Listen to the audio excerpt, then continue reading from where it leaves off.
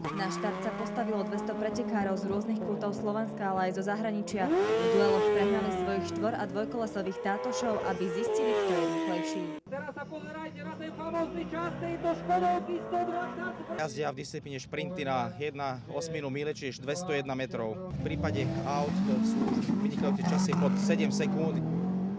Tento pretekár z Maďarska prišiel s odhodlaním stať sa majstrom Slovenska. Za 4 roky do auta investoval 12 milliómov forintov. Hamilton csapatnak a festői jöttek le Budapestre, és krómfestékkel csinálták meg, és azzal szponzoráltak, hogy szeretnének, hogy olyan sikeres lennék, mint Hamilton.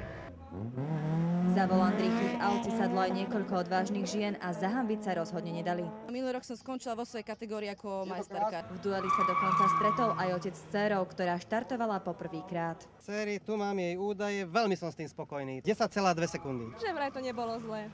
Uvidíme na budúce. Vy ste spokojná? Áno. Nablískané a odeté autá v koži boli na tuningovom zraze doslova pastvou pre oči. Na tieto rýchle autá a motorky čakajú ešte ďalšie 3 kolá, a to v Piešťanoch, v Trenčíne a v Senici. Beata Kováčová, televízia Markíza.